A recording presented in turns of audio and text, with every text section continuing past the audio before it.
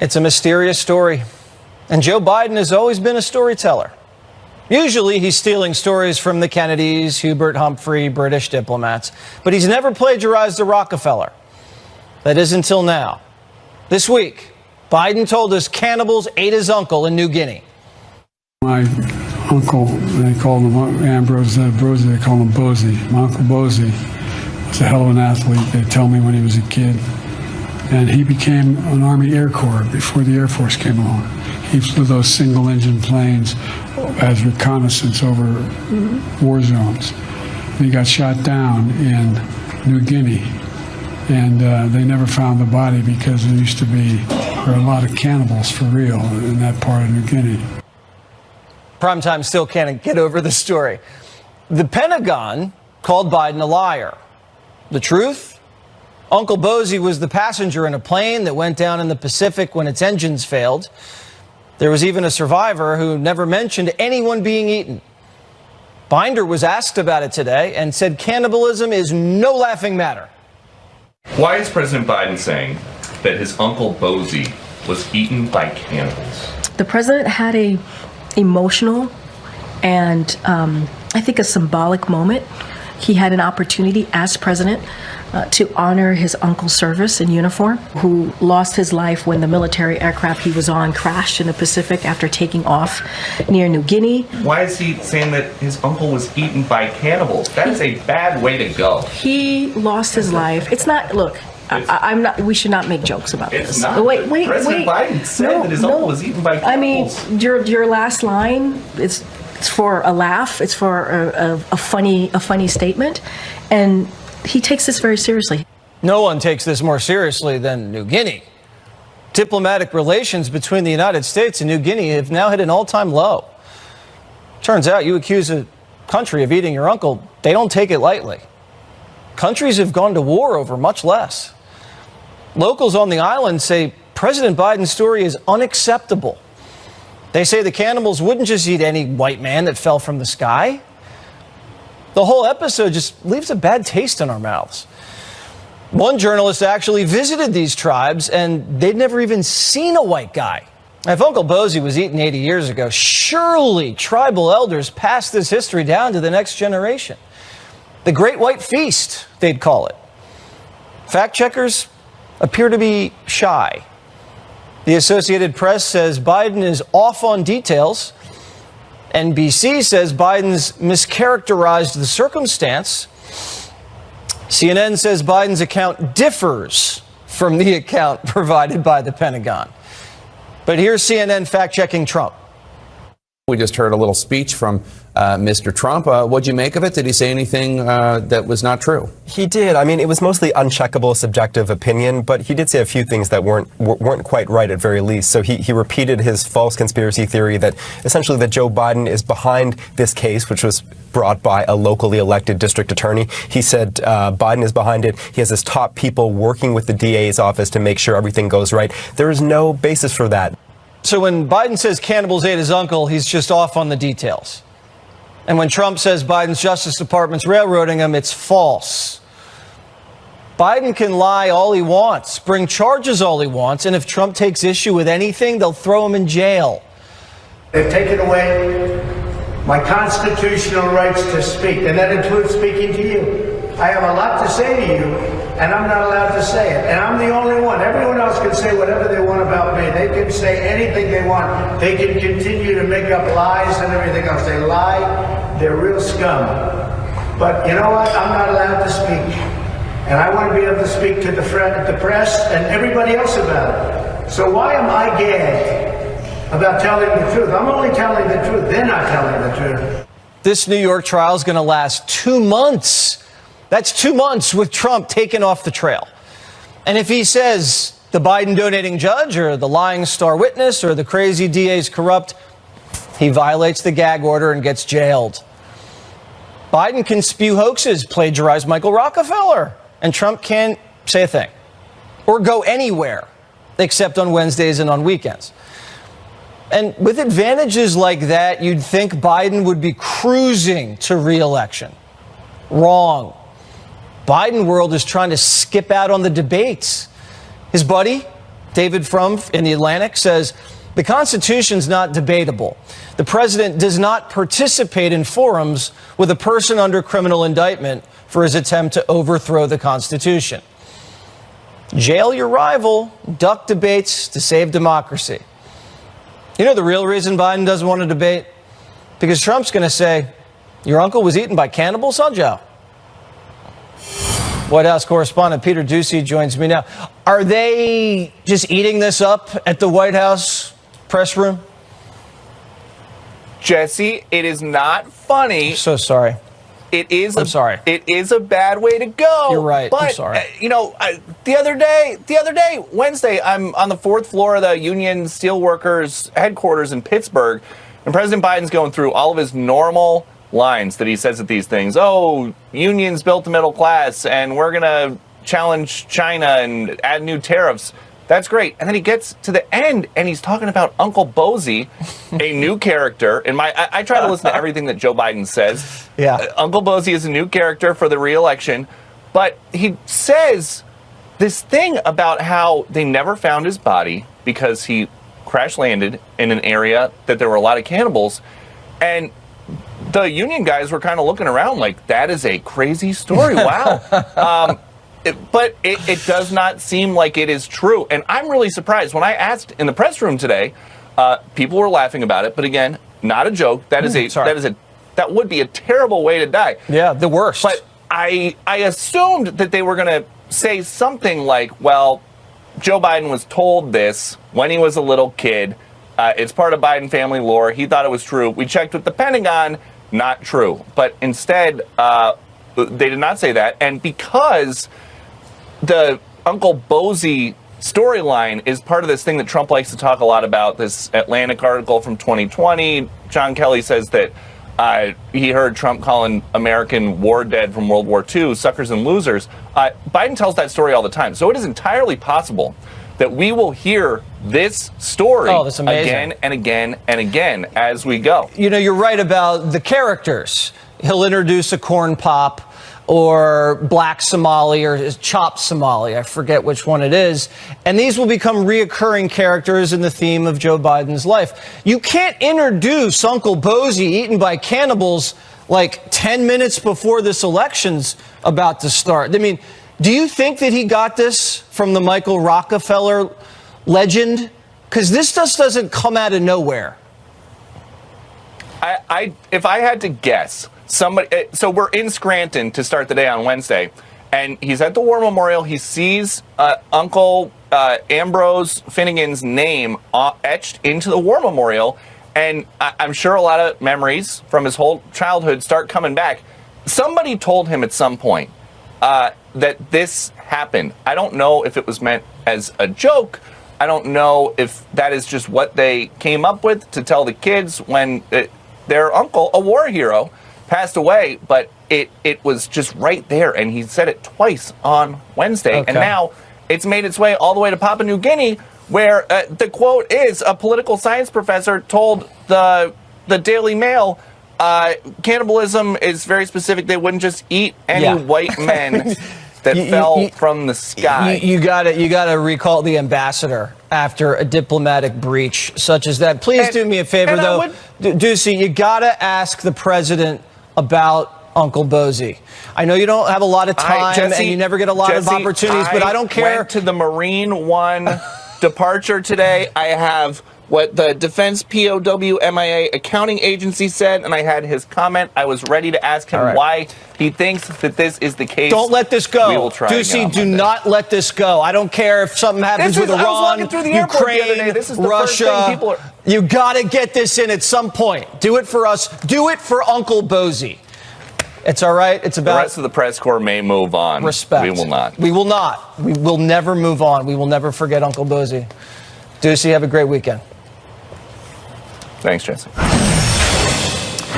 Our next guest visited the tribes of Papua New Guinea and has exclusive insight on what cannibalism is all about. Gino Pop joins us. So, Gino, when you went there, are they still practicing cannibalism? Well, I mean, the stories, they're just stories at this point. Yeah, I don't think anyone in Papua New Guinea will contest that at some point there was cannibalism. But no, I mean, nowadays, people just live their lives just like you and I. And the images that you're showing right now, I mean, these people are just doing the festival. It's a festival that we put on. It's not like they live this on a daily life, right? The costumes and all the rituals and the traditions they do is something they do for specific events. So, I mean, it's a larger story rather than just hey, cannibalism is this or that. They just don't eat humans. They pretty much used to eat, from the stories what I was told, when someone died and it was in a context of they respected that person, so their body won't decompose and so on. Or if back in the day, who knows, hundreds of years ago, if an enemy tribe was captured or something like that. So. All right, so they would eat someone out of respect, or if it was an enemy tribe. That's what I was told. Yeah. Okay, or if it was an enemy, so they weren't eating for hunger. It was a part of a ritual. No.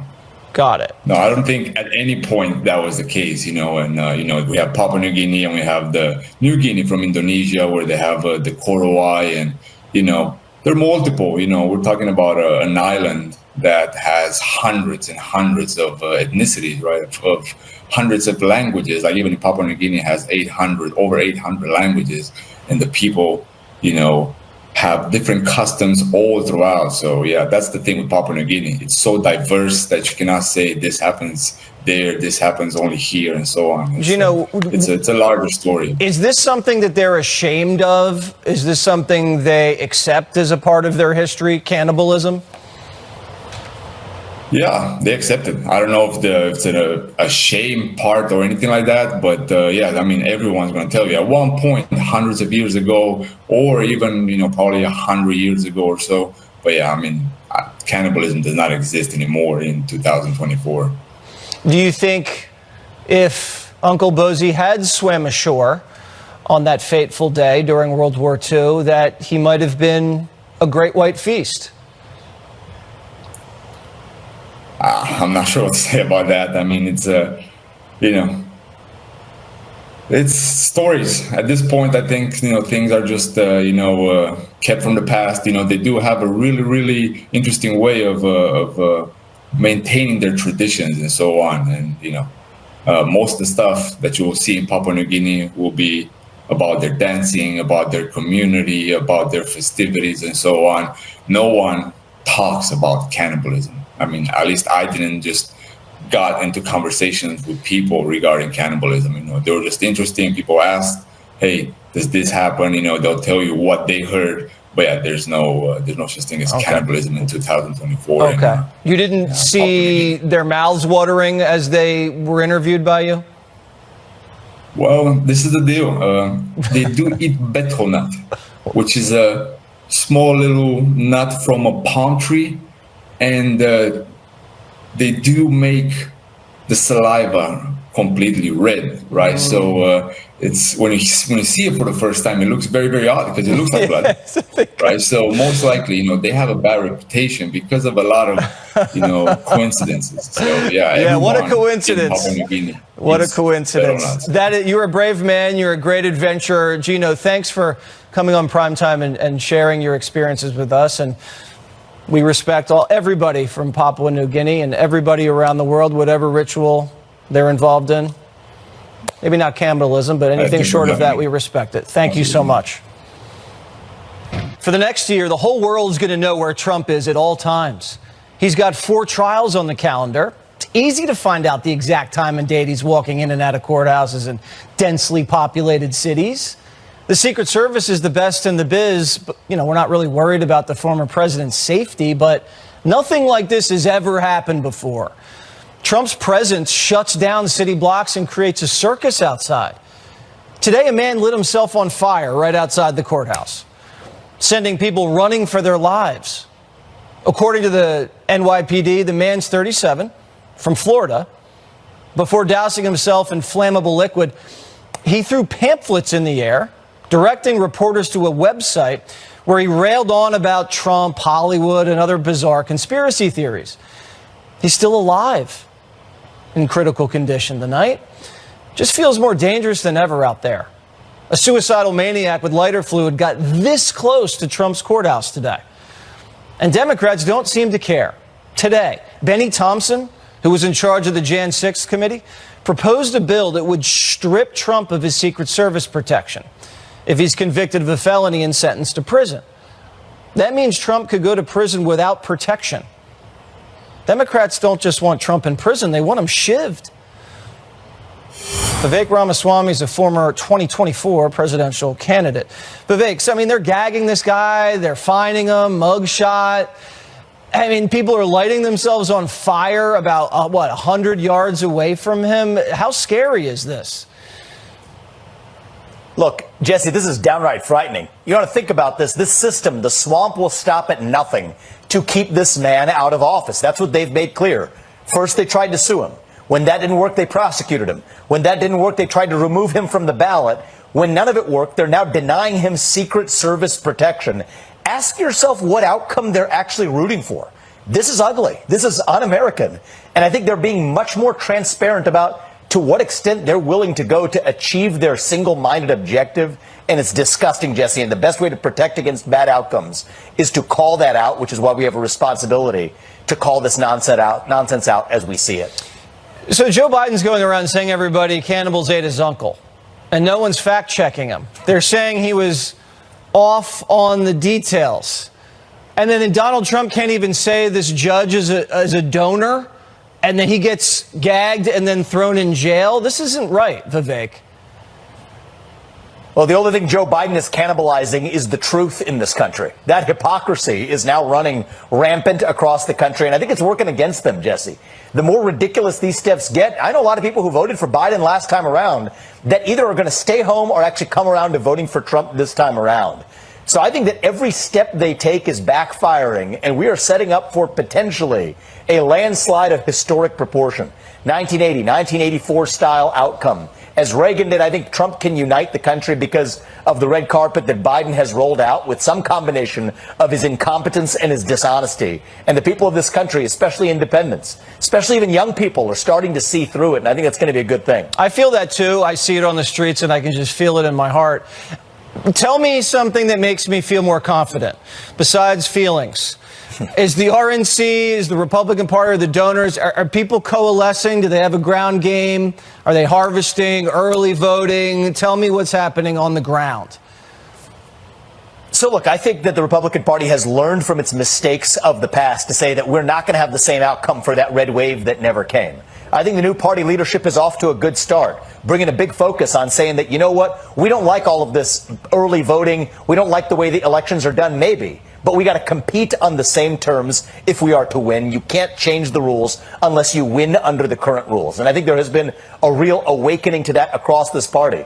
I'm also seeing that amongst even large supporters, people who you would have never imagined in 100 years supporting Donald Trump coming over, even people who have succeeded in this country, businessmen across the board, even people outside of politics who are saying that, you know what, this flailing economy, the open border situation at the south of our border, and worst of all, the lack of stability on the global stage. You had 4 years of Trump, and a lot of business-minded people in this country, Jesse, see this as a clear opportunity.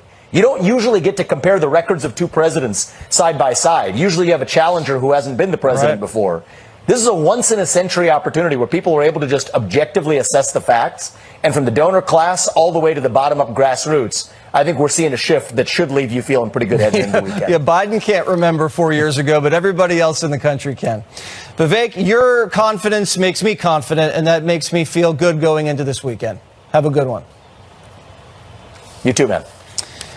Models used to flock to California. Now they're fleeing.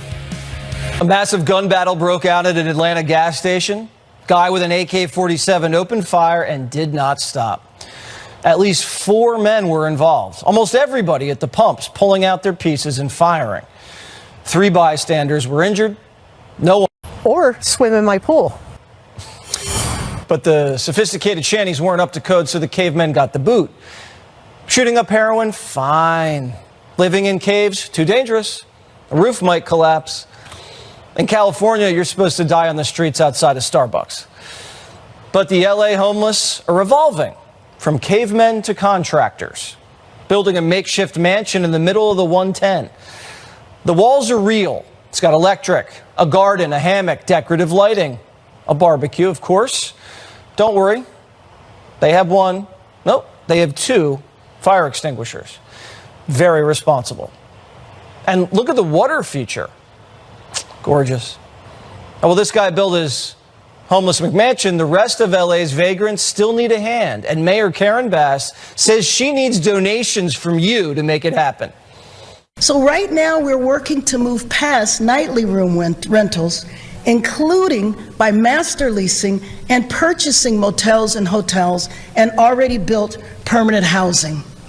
Now we are asking the most fortunate Angelenos to participate in this effort with personal, private sector, and philanthropic funds to help us acquire more properties, lower the cost of capital, and speed up housing. Well, why do they need money? What did they do with the money taxpayers gave them? They lost it. California lost $24 billion the state earmarked for homeless. Where is it? Nobody knows. But the money's gone and there's even more homeless. The Sports Illustrated swimsuit model has had it with Bass. Kristen Llewellyn Gaffney grew up without a lot and lived in San Jose, and now she's blasting Bass for taking advantage of hardworking people. Gaffney paid her way through college and hit it. Now politicians are asking her to bail out homeless junkies. So she's leaving. Gaffney's fleeing California and heading to Nashville. Kristen Gaffney's here. Kristen, what happened? You heard Bass. You said, that's it, hubby, we're packing our bags. Jesse, thank you so much for having me today. It's an honor, and I want to piggyback what Vivek said. When we see nonsense, it is our duty, not only as residents of the state, but as a mother. I'm speaking wholeheartedly as a mother of 3 young children. What's happening in the beautiful state of California that once was beautiful? I am born and raised. My husband is born and raised. We love this state. What's happened is it's embarrassing. It's sad. And for someone to ask us for our hard-earned money, I mean, we have already the highest taxes. We should have arguably the most beautiful state and the most clean state. But instead, we have the #1 homeless problem in America. That's 28% of the homeless problem is right here in California. So you have lost track of over close to $25 billion. And now you're asking me for more money. I don't think the solution is to ask me for money. I think the solution is to hire new leadership. Do other people feel the same way as you do? Is there going to be a model exodus? You know, you come to California it's the city of dreams, the state of dreams, right? You think this is where I can accomplish anything, but it does not feel safe anymore. I don't feel safe going to the grocery store. I don't go anywhere outside, especially in metropolitan areas, without my husband with me. And I certainly don't take my kids into city limits. There is a movement. I'm sure you heard of this red wave leaving California, and red states might say, you know, don't bring your views. I'm certainly not. I think there needs to be massive change, and it's just like football. I compare everything to football. If this guy's fumbling over and over again, you have Newsom with over 20 years experience in our state, and he keeps fumbling. It's time to cut him, bring in someone new, and lead us to a W. Well, he thinks he's slick, and he owns the team, so he doesn't think he's going anywhere. Do you have a message for Gavin Newsom? What is it? Oh, gosh, that's tough to be on air because saying that. He watches this show, so he's listening right now. Tell Gav what you think. Take a seat, buddy. It's time. It's time. Let someone else come in and clean up the city, the state that you so-called love, right? If you really love it, let's bring in some new heavy hitters to genuinely clean it up. And what I would say to him, I'd actually say, let's offer not only housing, but let's offer a skill to these homeless people. Let's teach them. Let's put them in trade school. Let's teach them a life skill that they can carry on into the job market. Give them a job. Let's have them build the houses. They're earning money, they're earning it, and they're learning a skill while providing homes. That's a good idea. Probably get off the heroin. That could help as well. That part, too. I was in LA yesterday and saw a couple people smoking crack. They were having quite the party. All right. Well, Nashville is going to be a big difference from where you're coming from. Thank you so much, and good luck at your new town. Thank you so much, Jesse. Johnny visits AOC's district next. Primetime heard that AOC's district isn't really in great shape. crime, illegal vendors, prostitution, very third worldy. So we sent Johnny. But once they saw our cameras, they started packing up. What's going on? I don't know why they don't want to let us sell, because we have many people here who need it. We are generating money. We generate $2,000 or $3,000 daily in taxes of stuff we sell, rags, used clothes, used things that are given to us, and we sell it. You were selling out here, but when I came over, you packed up. Why? Because when the media comes, the police comes, and they take everything. When the cameras come, the police follow. The illegal market closes, prostitutes skedaddle. The only way to clean up neighborhoods today is by embarrassing the politicians, broadcast their streets to the country, and shame them into doing something. The people who live in AOC's district, they don't feel safe. Is this a safe neighborhood? No. Definitely not. What goes on here? A lot of prostitution, a lot of drug dealing. So you have a lot of people selling on the sidewalks. You can barely walk. It's one of the big issues socially here in the neighborhood. It's not. Became very worse. It's dangerous. I live in this neighborhood for many years. I see a lot of drugs, prostitution also. So it will never end. We'll have more from AOC's neighborhood on Monday. We are Hamas! You're Hamas, wow. That's a good one. You're what? You're Hamas? Yes, we're all Hamas, man!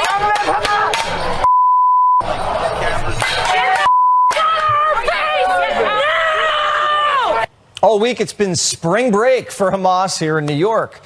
They're calling for violence and chanting "Death to America."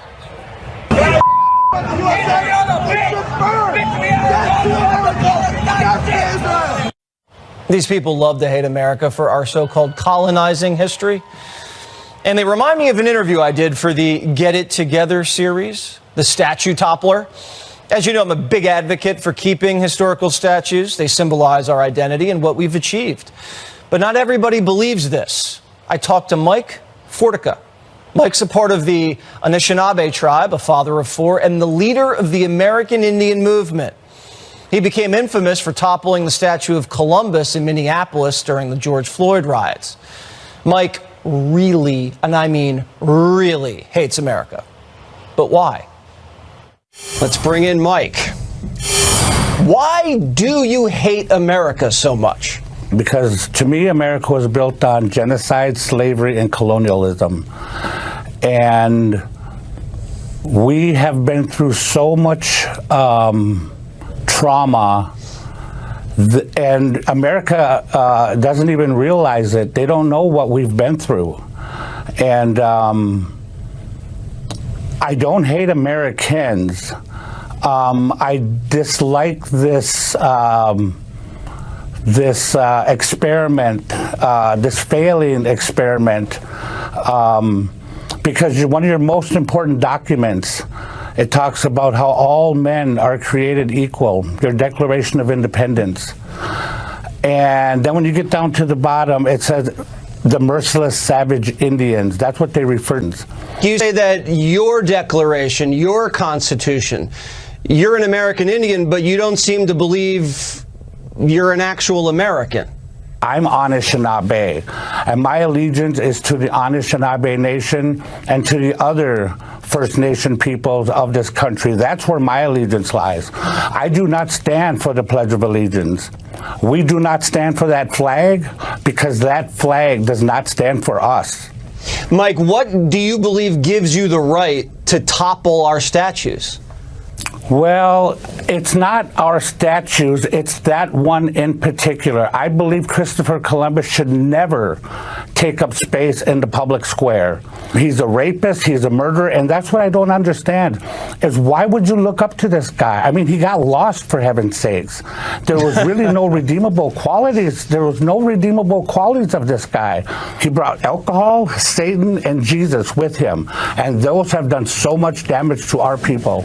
So for toppling the statue, the judge sentenced you to teach about the American genocide to young school kids. I'm not sure if that judge had the best idea there. Whenever I talk to anybody, a group of people, the first thing I tell them is a message for the non-natives, a message for the white people, that you were not here, you didn't do it.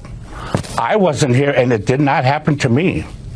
But the animosity, and see, we're not blaming them, but the animosity comes from the fact that they have it all. They already took it all, and they're benefiting from the genocide. They're benefiting from what happened. And me and my people, we're still suffering. We're still suffering from what happened. And so I want to let them know that we do not blame white America. They were not here, but we need their assistance on getting some of this land back. We had a lot of conversations just like that in Get It Together, and I'll bring more of that stuff to you guys throughout the weeks to come. You can also get yourself a copy.